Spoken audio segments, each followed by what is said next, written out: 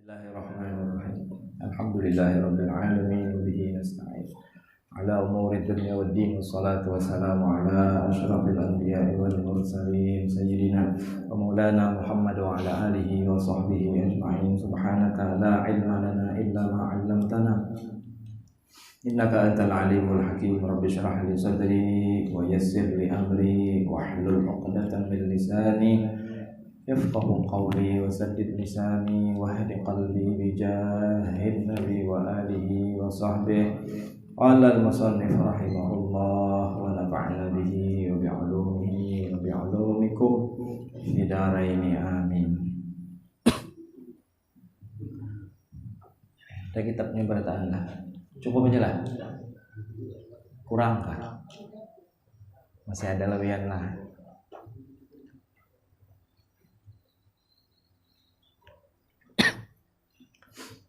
Halaman 8.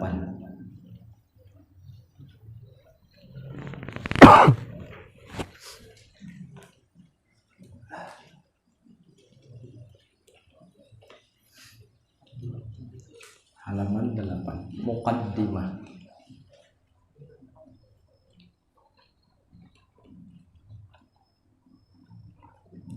Itu sudahlah. Bismillahirrahmanirrahim. Muqaddimah artinya pemulaan, pendahuluan, ibarat buku itu. Berkata al-imam, bila al-imam itu seorang pemimpin berarti. Hujjatul Islam, ini gelar beliau, Hujjatul Islam. Hujjatul Islam itu orang yang hafal 300.000 hadis Nabi Muhammad sallallahu alaihi wasallam, matan sanadnya semuaan hafal. Ini hadis dari si Anu. Lalu gurunya mulai gurunya. Semuaan profil periwayatnya ia tahu. Semuaan manakib pengarangnya sejarah hidup orang yang perawi meriwayatkan itu tahu. Itu orang yang bergelar hujjah, dan ini kada banyak. Yang banyak itu al-hafidh. Al-hafidh itu wa man hawa mi'ata alfin mutlaqa alaihi lafdhu hafidhin qad utliqa. Orang yang hafal 100.000 hadis, maka dia berhak menyandang gelar al-hafidh. Macam Imam Ibnu Hajar al-Asqalani gelarnya al-hafidh, Imam Ar-Ramli gelarnya al-hafidh. Maksud al-hafidh ini lain penghafal Quran. Nah, kalau al-hafidh ada di kitab berarti orang yang hafal 100.000 hadis itu minimal. Berikut sanad dan matannya. Sanadnya itu Sidin dapat mulai siapa? Mulai gurunya, dan Sidin tahu profil gurunya ini kayak apa. Guru Sidin mulai siapa? Mulai gurunya lagi, dan Sidin tahu juga guru dari gurunya siapa. Guru dari guru-gurunya Sidin tahu dan hafal profilnya, paham. Jadi sampai Nabi Muhammad kayak itu. Jadi berat. Makanya Imam Bukhari habis umur beliau itu hanya untuk mengumpulkan hadis Nabi SAW. Jadi umur dihabiskan kesan mengumpulkan hadis. Oh ya, ini nyaman nyari hadis, tinggal klik bermodal kuota aja dapat hadis. Yalah, Imam Bukhari mulai Bukhara, mulai Rusia nyari hadis ke Mesir, hadisnya syuting aja. Sampai ke Mesir hendak mencari hadis. Ada riwayat kemana kayak itu. Sudah sampai di tempat nang dituju, lalu Sidin bertakun, mana di sini tuan guru nang berisi hadis Nabi nang kayak ini orangnya. Ujar orang tuh di belakang sana rumahnya. Dituntii oleh Imam Bukhari ke situ. Sekali dituntii, Sidin aur memberi makani kuda. Kuda Sidin diberi makani lawan rumput. Dilihati oleh Imam Bukhari, dilihati orang guru ini tadi nang hendak sidin ambil hadisnya jauh-jauh sidin mulai Bukhara Rusia sampai ke Mesir. Dilihati gurunya lagi memberi makani kuda pakai rumput, makani kuda. Setelah selesai memberi makani kuda, lalu Imam Bukhari bertakut, maaf guru pian ialah si anu iya ai, berarti pas ulun nak mencari sampian. Apa kabar di sini? Alhamdulillah. Ulun ini ada hajat lawan pian, cuman ulun nak bertakut dulu. Pian memberi makani kuda. Kenapa maka kudanya berkacamata hijau? Paham nggak tak? Ujar si guru, bila kada ku kacamatai, kudanya kada mau makan gancang. Bila ku kacamatai, kacamata hijau, palihatnya rumput layu itu rumput sehat, rumput segar. Lahap kudanya makan, padahal rumputnya rumput kering. Jadi Imam Bukhari kada pas lawan aku ini mendustai binatang. Karena jadi sedih mengambil hadis dari orang tua.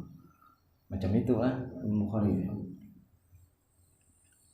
Kuda berkacamata hijau supaya niatnya tuh satu, bila di kacamata hijawi nyaman kudanya gancang makan. Bila kudanya gancang makan, nyaman sidin belajar menuntut ilmu nyari hadis Nabi pulang. Tujuannya bagus kan? Baik. Cuma ada tipu-tipunya sedikit. Ujar Imam Bukhari, ya sudah kalau kayak itu. Mohon maaf Pak Guru, ayo ulun kerja jadi ulun kain aja belajar dalam pian bahasa, insyaallah kapan-kapan. Ulun pamit. Assalamualaikum. Mulai Rusia ke Mesir kerja jadi syuting hadis. Ada lagi sampai ke wadah gurunya. Ujar Imam Bukhari, mana gurunya? Gurunya lagi di masjid. Sampai sidin tunggui, akhirnya sang guru keluar mulai masjid.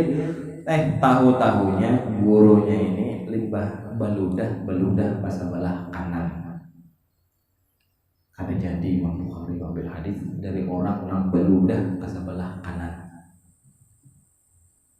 Ayo gitulah. Kayak bangun gawian supir taksi. Nah kalau udah ke kiri kenapa numpang? Nah ke kanan ada akun orang mengambil hadis ya. Ada siqah hadisnya. Hadis itu ada siqah. Hadisnya siqah, orang yang dobat, orang yang hafalannya kuat hanya naik derajat sahih hadisnya. Kalau orang yang beludah masih mau ke kanan, Imam Bukhari udah mau mengambil hadisnya pecah kada sahih kena. Apiknya beliau itu. Sudah dapat hadis murni, sudah sahih riwayatnya. Pun orang yang meriwayatakannya pun jaga muru'ah. Kalau ada tuan guru beludah ke sebelah kanan, ini Imam Bukhari udah mau belajar dengan orang tuh. Itu ketatnya orang Bukhari belajar. Wah ini naudzubillah. Ada gurunya tuh kada jaga muru'ah, kada jaga harga diri. Setiap kita tentu punya harga diri masing-masing. Dan kalau orang kawah mempertahankan harga diri minimal, apalagi kawah menambahi derajat harga dirinya, itu top berarti. Oh orang macam sidin ini kada layak menggawing ini. Nah, berarti kalau Imam Bukhari kada pun ambil hadis. Ada tuan guru kiai kelakuan nang kaya ini, nang sebujurnya itu kada cocok lawan seorang figur kayak sidin. Imam Bukhari dah pun ambil hadis di situ. Itu dia hafal hadis Nabi banyak, diriwayatakan di antara orang-orang generasi setelah beliau yaitu Imam Al-Ghazali yang bergelar Hujjatul Islam. Dan hanya sedikit orang yang bergelar Hujjatul Islam. Ini keren lah, bilang hampir kadeda lagi orang ini hafal 300.000 hadis. Kada injaan, bayangkan pian 300.000. Oh, kita berapa hafal hadis? Kada ingat, hadis makan aja lah ingat. Kada ingat. Lawan memang kita kada sewanak menghafali. Kada injaan 300.000. Oh. Kayak apa hafalannya gitu, kayak apa otaknya. Kita melihat model-model Ustadz Adi Hidayat dia takjub sudah. Ada 1000 ada hafal hadis, ada 2000 ada hafal hadis, ada 300.000. Nang ulun tahu saikum Imam Ghazali, nang saikum lagi nang ulun tahu nang ada di kitab-kitab Syekh Ahmad bin Abdullah Basaudan, orang Hurebeh. Tahu ada bin Hurebeh di mana? Imbah Bitung tuh kesana lagi pesawat kali. Hurebeh itu Hadramaut Tarim. Jadi di Hadramaut ada kota namanya Hurebeh. Di situ ada hidup seorang ulama, ada Habib kan, keturunan sahabat Nabi. Basaudan itu datuknya Anies Baswedan. Baswedan itu asalnya Basaudan. Lalu dikali-kali akhirnya muntung Indonesia menyambatnya Baswedan. Aslinya Basaudan. Ada di Tarim, di Hadramaut, satu kota yang namanya Hurebeh. Di situ hidup seorang ulama, dan beliau pun mendapatkan gelar Hujjatul Islam, orang yang hafal 300.000 lebih hadis Nabi berikut sanad dan matanya. Hafal itu. Jadi Ahmad bin Abdullah Basaudan itu mungkin suang berkisah jarak tempuh 2 mil lagi habaib datang sidin dah tahu. Suang kisah dulu sini. 2 mil lagi. 2 mil tuh. Ada tamu sidin orangnya ini Habib sidin dah tahu. Karena beliau ini ikonnya muhibbin. Para muhibbin itu di Hadramaut ikonnya beliau Ahmad bin Abdullah Basaudan. 2 mil lagi tamu hanya datang, maka orang bahari berjalan bawa tak gimit aja. 2 mil lagi sudah tahu sidin. Wahai guru, mulai mana pian tahu tamu pian ni anak datang? Maka Habib pulang nang datang ujar sidin. Dari jarak 2 mil aku sudah mencium aroma Nabi Sallallahu Alaihi Wasallam, dan aku tahu akan datang ke sini. Jadi mencium deh. Jadi bangsa ada yang kayak beliau tuh wayah ini ketahuan nama Habib, nama kada. Baunya lain. Ujar Tuhan Dayak bila Habib berbau mawar.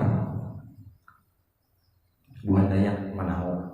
Wallahu a'lam entah bujur kadanya. Jadi ujar sidin Ahmad bin Abdullah Basaudan, dari jarak tempuh 2 mil aku sudah mencium aroma Nabi Muhammad, dan ini tandanya ada keturunan sidin datang ke sini. Maka sembelih kambing, ayo kambing sembelih. Dan ada orang makan sapi, makan unta di Arab, orang makanannya kambing. Dan itu kada mustahil ya kalau Allah hendak. Contoh Nabi Yakub alaihi salam ketika gamis Nabi Yusuf dibawa mulai Mesir ke Kanaan, di tengah jalan masih jauh beberapa hari lagi tuh, 7 hari dalam riwayat. Dan sanak Nabi Yusuf berdahulu hidup di Mesir. Ujar Nabi Yusuf, aku adalah Yusuf, aku saudara kalian. Tenang, aku kan balas dendam. Nang aku pinta tolong keluarga kita nang di Kanaan suruh kesini bertahan berikut abah.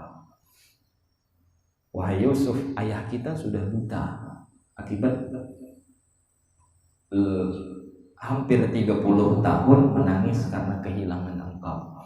Jadi Nabi Yusuf melepas gamisnya, jubah yang dipakai Nabi Yusuf dilepas. Ini warisan dari Nabi Yakub dari Nabi Ishak, Nabi Ishak dari Nabi Ibrahim dijulungi oleh malaikat Jibril. Dalam riwayat ketika Nabi Ibrahim dilempar ke dalam api, Nabi Yusuf ketika itu memakai jubah itu dan dilepas, diserahkan kepada dang sanak Nabi Yusuf. Nih ikam ke Kanaan, julung ini lawan abah, sapuakan kamu abah, maka insya Allah ya'ti basira, Allah kita ayah kita akan melihat lagi.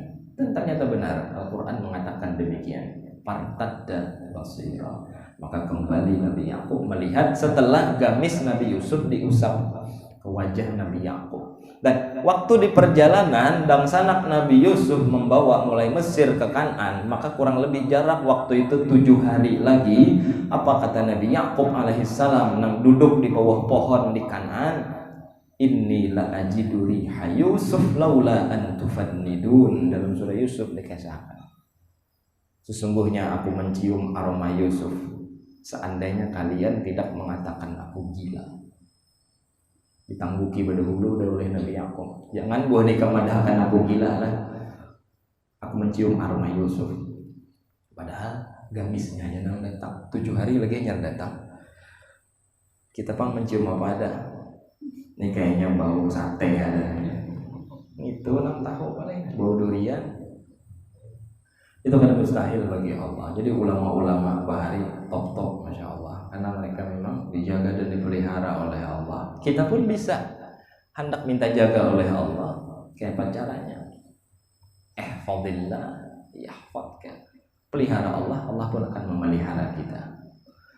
Ketika mata kita pelihara, maka Allah akan memelihara mata kita. Kita pelihara dari hal-hal yang diharamkan oleh Allah, otomatis mata kita pun dipelihara oleh Allah, dan insya Allah akan melihat hal-hal yang orang lain kan melihat. Melihat hantu, melihat kuntilanak, Telinga kita jaga, kita pelihara dari hal-hal yang diharamkan oleh Allah. Otomatis telinga kita akan mendengar sesuatu yang orang lain, orang awam kada mendengar. Itulah seterusnya. Pahamilah. Alhamdulillah. Berkata Imam Hujjatul Islam, orang yang hafal 300.000 hadis lebih, Abu Hamid, ngaran sidin Abu Hamid. Abu Hamid ini kalau bahasa ilmu nahunya itu kunyah ngarannya. Wal kunyatu ma suddirat bi abin au ummin. Kunyah lain gelar. Kunyah itu orang yang diawali namanya dengan abah atau mama. Ini abahnya si Anu, abahnya iblis misal, abahnya Tupan. Berarti itu kunyah abah Tupan, lain ngaran. Jadi di list daftar kitab ini jangan abah Tupan karena itu lain ngaran itu. Itu ngarannya kunyah. Dan jangan pemalar lawan ngaran. Duit kong kambing kuitan kita untuk mengaran itu. Umurnya 2. Menasmiah itu. Jangan nyari duit kuitan. Pemalar lawan ngaran. Supan yang ngaran pun. Siapa ngaran nikah? Harwan kita tahu ngaran kuning. Kenapa? Ngarannya Cagup. Harwan tuh diam, anteng, jadi banyu di danau. Bila ada orang lalu, Cagup. Harwan kita tahu. Abu Hamid, banyak aja orang kayak itu. Abu Hamid, Abu Muhammad, Abu Bakar, Abu Jahal, Abu Sufyan. Muhammad bin Muhammad Al-Ghazali At-Tusi rahimahullahu ta'ala. Ngaran sidin Muhammad, ngaran abah Muhammad, ngaran kai Muhammad. Betapa huruf karena KTP itu lah. Muhammad berataan. Langka orang macam itu. Dan beliau ini Al-Ghazali, orang Ghazalah. Dari riwayat itu kampung sidin, kampung Ghazalah. Ada lagi yang mengatakan Ghazali itu tukang pintal benang, karena gawian abah sidin itu memintal benang. Kapas dikumpulkan, lalu dipulun-pulun, dipinta-pinta, jadi benang, karena digulung-gulung, jadilah benang. Gawian abah sidin itu ada riwayat macam itu. Ada riwayat itu kampung kelahiran sidin Ghazalah. At-Tusi sama ngaran daerah kelahiran sidin. Ibaratnya tuh Al-Banjari macam itu. Alkohol. Rahimahullahu ta'ala. Jadi sidin berkata,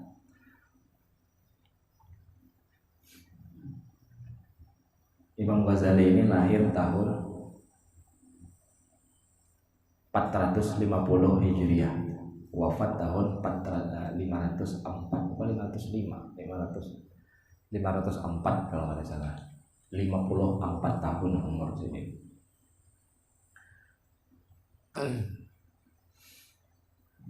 Sidin ini suah dimimpiakan oleh orang. Kalau ada salah yang bermimpi, silakan ingat dulu orangnya. ulama besar mimpi Imam Ghazali. Melihat di dalam mimpinya ada Nabi Muhammad, ada Nabi Musa, ada Nabi Isa, dan ada Imam Ghazali di situ. Orang bermimpi. Di dalam mimpi tadi orang melihat. Ujar Nabi Muhammad, beliau di situ mengatakan lawan bubuhan Nabi Musa, Nabi Isa, hal min ummatikum habrun kahadzal imam. Apakah di antara umat kalian wahai Musa, wahai Isa, ada seorang yang alim seperti umatku ini, Ghazali ini. Seperti umatku ini, yang ditunjuk Imam Ghazali. Jadi ujar Nabi Isa, berarti pantas saja. Ujar Nabi Musa, wajar aja wahai Muhammad engkau mengatakan ulama'u ummati ka anbiya Bani Israil. Ujar Nabi dulu suah berbender, ulama dari kalangan umatku itu derajatnya kayak para nabi pada Bani Israil. Tinggi benar berarti. Masa ujar Nabi Musa, ulama di umatmu wahai Muhammad dikatakan seperti nabi dalam Bani Israil. Kayak pagarang orangnya melihat lalu dipanggillah Imam Ghazali oleh Rasulullah. Abu Hamid datang, Imam Ghazali datang ke hadapan Rasulullah. Jadi ujar Nabi Muhammad, wahai Nabi Musa, wahai Isa, silahkan kalian tanya ini umatku ini, ulama dari umatku. Apa ujar Nabi Musa? Nabi Musa bertanya kepada Imam Ghazali di dalam mimpi orang tersebut, wahai imam, wahai ulama, wahai alim, manis muka, siapa nama ikam? Ujar Nabi Musa, siapa ngaran ikam? Ujar Imam Ghazali, Muhammad bin Muhammad bin Muhammad Al-Ghazali At-Tusi. Ujar Nabi Musa, aku kada betakun ngaran abah kai kampung ikam, naku takuni ngaran ikam siapa? Kenapa maka menjawab panjang benar? Siapa ngaran ikam? Siapa ngaran? Hadi itu. Pas berarti kan? Karena Hadi ini orang ini datang ke sini tahun ini, enggak tuh apa panjangan gitu. Nah, Imam Ghazali ditakuni oleh Nabi Musa, manis muka ya imam, namamu siapa wahai imam? Ismi Muhammad bin Muhammad bin Muhammad Al-Ghazali At-Tusi. Wah, jadi Musa, kenapa apa panjangan? Aku betakun ngaran ikam, kenapa ngaran abah, ngaran kai, ngaran kampung, ngaran desa, ngaran kecamatan ikam disambati segala. Ujar Imam Ghazali, ya Rasulullah, ata'addab ma'al kalim am ujawibuh. Apakah Nabi Musa ini ku jawab atau aku diam aja sebagai bentuk adabku kepada Nabi Musa? Ujar Nabi Muhammad, jawab. As-soal mu'ad ilal jawab. Karena kau ditanya maka jawablah wahai Ghazali. Lalu dijawab oleh Imam Ghazali, wahai Nabi Musa, engkau bertanya kepadaku siapa namamu, maka aku jawab Muhammad bin Muhammad bin Muhammad Al-Ghazali At-Tusi. Panjang jawabanku, sama seperti kau dulu pernah ditanya oleh Allah, wa matilka biyaminika ya Musa. Musa, apa yang ada di tangan kananmu itu? Di tangan kanan nikam tuh ada apa wahai Musa? Ujar Allah. Apa ujar Nabi Musa? Qala hiya asai atawakkau biha wa ahushu biha ala ghanami wa liya fiha ma'aribu ukhra. Dalam surah Thaha Allah berfirman. Ujar Nabi Musa, Allah kan bertakon, Musa, di tangan kananmu tuh ada apa? Tuh di tangan kanan nikam tuh apa? Ujar Nabi Musa, oh ini. Qala hiya asai. Ini adalah tongkatku ya Allah. Dengan tongkatku ini aku bisa menghalau binatang-binatang gembalaanku. Dengan tongkat ini aku bisa mempunyai teman ketika berjalan. Dengan tongkat ini aku bisa melakukan aktivitasku yang lain, mungkin untuk memukul binatang buas, mungkin untuk menghalau binatang gembalaanku, mungkin aku dengan ini bisa ini dan itu. Jawaban nikam, jawaban pian Nabi Musa, kenapa kau panjangan waktu Allah manakuni? Diam Nabi Musa. Masa kata Musa, Nabi Musa pun diam. Ujar Nabi Musa, benar wahai Muhammad, orang alim di kalangan umatmu benar seperti Nabi pada Bani Israil. Kau ingin mematahkan jawabanku. Yalah, pamer kalau kisah itu. Artinya memang hebat beliau ini, diakui. Alhamdulillah. Dan ini kitab beliau kita baca. Mudah-mudahan dapat keberkahan, mudah-mudahan dapat manfaat yang banyak dari kitab ini. Karena insya Allah kita baca tunggal di kita. Dan alhamdulillah mudah-mudahan Allah panjangkan umur kita sebadan sehingga kita bisa untuk taat beribadah kepada Allah dengan benar, khusus untuk masalah hati, masalah tasawuf. Kita akan belajar dengan karangannya Imam Al-Ghazali ini. Mudah-mudahan kitab beliau ini menjadikan manfaat yang besar untuk dunia, lebih-lebih ke sana akhirat kita insyaallah. Amin ya rabbal alamin. Al-Imam Sayyidina Al-Imam Al-Faqih Al-Muqaddam pernah ditanya, kalau ada faqih muqaddam Al-Imam Syekh Abdul Rahman As-Segaf pernah ditanya, wahai Syekh, kenapa sampian kada mengarang kitab gasan meninggali anak cucu nih? Kan duriyatnya habaib ini kan banyak.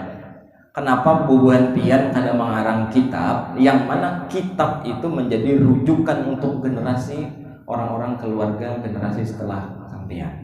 Anak cucunya kan banyak, habaib kita kelihatan. Modelnya kitab induk buat habaib gitu modelnya nih. Kenapa pian kada olah? Ujar Sidin, cukup kami tinggalkan untuk anak cucu kami satu kitab karangan Hujjatul Islam, yaitu Ihya Ulumuddin. Dan ini banyak diambil dari kitab Ihya Ulumuddin. Bahkan ada yang mengatakan seandainya Al-Quran itu tidak ada, maka cukup Ihya Ulumuddin sebagai gantinya. Kalau salah Imam An-Nawawi yang mengatakan. Intinya karangan-karangan Imam Al-Ghazali baik dari kalangan habaib atau non habaib, kalau mereka ahli sunnah wal jamaah pasti mau baca. Kalau ada ahli sunnah apalagi wahabi paling anti lawan kitabnya Imam Ghazali. Berarti yang hadir di sini sahabat, insyaallah ahli sunnah wal jamaah. Ada denang wahabinya lah pas ini. Udahlah. Ini kitabnya Imam Ghazali. Dengan nama Allah yang sangat pemurah, ujar Imam Ghazali tadi. Mau kita kisahkan mana tafsirnya kepanjangan. Ini aja kita cari waktu, ada mungkin haulnya Imam Ghazali, kita bistilah kita. Dengan nama Allah Ta'ala yang sangat pemurah, lagi sangat mengasihani kita. Itu tuh sebujurnya namun di kitab aslinya Bismillahirrahmanirrahim. Muqaddimatun qala al-imam Hujjatul Islam, terus Bismillahirrahmanirrahim. Jadi diterjemahkan dengan bahasa Melayu. Makanya dengan nama Allah yang sangat pemurah lagi sangat mengasihani. Jadi kita ya dengan nama Allah yang maha pengasih lagi maha penyayang. Bismillah itu artinya pengarang. Karena kada mau kada bismillah. Ada sebuting kitab gasan Nahwus Shorof, itu kitab top sebujurnya. Bahkan pesantren yang terkenal ahli Nahwus Shorof pun di Jawa sana, Sarang, pesantren Rembang Sarang, Kiai Maimun Zubair atau Kiai siapa anak sini itu yang terkenal, Mbah Maimun Zubair atau anak Sidin Gus Najih atau anak Abah Sidin Mbah Maimun. Di pesantren itu kelihatan Nahwus Shorofnya top, memang hebat, alfiyahnya di luar kepala, Nahwus Shorofnya hebat. Nah, kitab rujukannya diantaranya kitab pedoman yang mereka baca adalah satu kitab pengarangnya Al-Mawsu'ah, Mawsu'atul I'rab. Itu dikarang oleh Nasrani, non muslim tukang karang. Makanya ketika kitabnya dibuka, bismillahnya kan ada. Ini antik kitab sebiji itu. Biasanya kitab kita kan karangan orang-orang Islam, pasti awalnya bismillah, mukadimahnya bismillah. Ini kan ada. Sekalinya tukang karangnya non muslim, Nasrani tukang karang. Ujar Imam Ghazali, beliau memulai dengan nama Allah. Segala puji bagi Allah Ta'ala, sebenar-benar pujian. Salawat dan salam tercurah kepada sebaik-baik makhluknya, penghulu kita Nabi Muhammad Sallallahu Alaihi Wasallam, dan juga kepada keluarga dan para sahabatnya pengikut-pengikutnya. Ancapan kah? Ada apa? Bila kada tertinggal, pakuni kawan. Belinya kada mau madahi, julungi duit 2.000. Madahi pangungnya Pak barisnya. Belinya kada bisa, ya hadir lah penting lah. Dapat aja jual sawahnya. Ketahuilah, wahai saudara-saudaraku yang sangat berminat. Itu tulisannya berminat lah.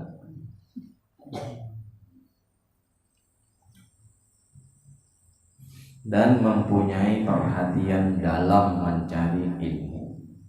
Wahai saudaraku yang sangat berminat. Gitu. Ini kan ada patokan Bang Arab pegon ini lah. Wahai saudaraku yang sangat berminat, hendak benar maksudnya, dan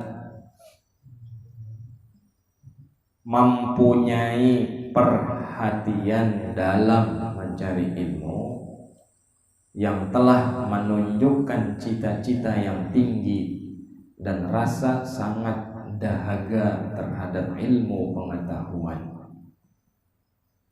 Sangat dahaga, jangan sangat dahak kena. Bila kaf tu bertitik berarti enggak. Sangat dahaga. Kira itu wakaf, sangat dahak terhadap ilmu pengetahuan. Seandainya engkau berniat dengan mencari ilmu ini untuk berlomba-lomba dan mendapatkan kemegahan dan terkemuka di kalangan kawan-kawan, dan untuk menarik perhatian orang banyak terhadap dirimu dan menghimpunkan akan kekayaan dunia, maka sebenarnya engkau telah berusaha menghancurkan agamamu dan membinasakan dirimu sendiri dan menjual akhiratmu untuk mendapatkan harta dunia. Maka perjualanmu adalah rugi dan perniagaanmu hancur lebur, dan guru yang mengajarmu itu laksana seorang yang menjual pedang kepada perampok, seperti sabda Rasulullah sallallahu alaihi wasallam, man a'ana ala ma'siyatin walau bi syatri kalimatin kana syarikan lahu fiha. Artinya, siapa yang menolong orang lain melakukan suatu maksiat walaupun hanya dengan setengah kalimat, maka orang itu dikira apa tuh? Mana ini? Dikira sebelumnya tuh Pak. Orang itu dikiranya lah. Dikira itu ya dianggap atau dikira berkongsi di dalam melakukan maksiat tersebut. Syarikan itu berkongsi karena dikira, maka itulah bahasanya. Maksudnya apa? Orang yang menolong orang lain untuk maksiat walaupun hanya setengah kalimat, separuh aja, dia adalah mengikuti dalam masalah dosa dan maksiat kepada Allah. Di mana orang berjual remi, padahal kan hak anak tak. Mang pada takut mana orang berjual malangka ya? Di rumahku banyak. Mereka bicara di mana orang berjual goyang remi ya, goyang remian. Nah, itu. Kamu nggak salah tuh di toko sana tuh di sebelahan ya kan ada. Artinya menolong orang maksiat, walaupun seculik karena juga hukumnya kan. Nah, jadi Ujar Imam Ghazali, wahai kakawananku, kita maksudnya nih, saudara-saudaraku, hubungan sampian nang bersemangat tinggi untuk mencari ilmu, maka ketahuilah kalau seandainya niat kita, kalau seandainya semangat kita untuk mencari ilmu, tujuannya untuk bermegah-megah, tujuannya untuk mendebat kekawanan, tujuannya hanya untuk agar mata-mata manusia tertuju kepadanya, tujuannya untuk berdebat, tujuannya untuk menjual akhirat, tujuannya dengan ilmu mendapatkan dunia, dengan ilmu mendapat duit, dengan ilmu mencari hal-hal yang sepele, maka ketahuilah ujar Sidin, kau salah dalam berniat, kau sama dengan menjerumuskan dirimu dalam kebinasaan. Engkau jual akhiratmu untuk mendapatkan harta dunia. Bahasa capat kitanya kayak itu modelnya. Jadi ya Sidin, sebenarnya engkau telah berusaha menghancurkan agamamu dan membinasakan dirimu sendiri. Kalau niat belajar ada baik. Ini Imam Ghazali mengajari kita niat belajar tuh baik-baik. Mulai rumah kita belajar hendak apa? Supaya apa? Oh, supaya aku alim. Bila aku alim, kena sandalku paling akan urang. Salaman kena bolak-balik. Cok. Ayo, bila bulik di orang aroh, disangui orang barakan. Tuh tujuannya macam itu. Naudzubillah, salah dalam niat, dan itu menghancurkan agama. Jadi pelajaran malam ini dari Imam Ghazali, maka insya Allah ini kada banyak dulu. Nah, kita kawal ambil dari perkataan Sidin tadi adalah satu, niat kita belajar bujur-bujur. Pertama mungkin kada semuaan kita kawal berniat yang panjang-panjang kayak Imam Haddad ya, diantaranya niat kita belajar untuk menjunjung tinggi perintah Allah, untuk menjunjung tinggi perintah Nabi Muhammad. Ujar Nabi, talabul ilmi fardhah, menuntut ilmu hukumnya wajib. Sudah wajib itu, kan usah mencari niat yang lain. Karena aku diwajibkan menuntut ilmu, ya sudah tuntut. Adapun efek sampingnya itu ya datang seorang efek sampingnya. Aku nuntut ilmu supaya sandalku dibalikakan, kada usah berniat itu gin. Kalau nya dasar alim balikakan orang. Salah satun af'aluha yasiru wa ajruha mu'azzamun kabiru, imsaku dabatin wa tartibun ni'al wasubbal ma'ala aidir rijal. Ada 3 gawian yang pahalanya bonal, gawiannya sepele. Yang pertama memarkir kendaraan. Parkir itu gawiannya santai aja, cuma pahalanya bonal karena mempermudah orang lain. Imsaku dabah, kalau bahari guru datang berkuda, waktu guru turun ambil talinya, dikatakan kemana, tukang parkir sama dengannya. Imsaku dabah wa tartibun ni'al, menatai sandal-sandal orang. Ya kadang sandal tuan guru aja, sandal kekawanan dipalikakan juga. Kenapa mau kamu pilih-pilih? Kau kebanyakan dia itu ya. Something itu mayo perwakilan. Sebujurnya ya ada bujurnya juga gitu lah istilahnya. Kalau secara global ya memang kita membalikakan sandal orang, ya maulah orang sanang berarti. Kan pasti inget tuan guru aja, inget habib aja, kada semua. Karena kalimatnya umum, tartibun ni'al, menatakan sandal. Orang hendak sekolah ke Mekah Al-Mukarramah, wadah Abu ya Sayyid Muhammad ibn Ali al-Maliki, itu mesti karantina dulu di Pujon. Wadah Ustadz Ihya Ulumuddin, murid tertua Abunya Sayyid Muhammad. Maka di situ membersihi WC, membaliki sandal, padahal itu guru udah hitungannya. Bang Alim sudah hendak mondok sekolah ke Makkah. Di hatinya digojlok dulu, suruh membersihi kuda, mandi sapi, suruh membaliki sandal orang, mengalahkan. Ayo, ego kada hati, ego kada. Bila hatinya rendah, Allah gampang memberikan ilmu, karena al-ilmu harbun lil fatal muta'ali. Ilmu lari dari orang yang hatinya tinggi alias sombong.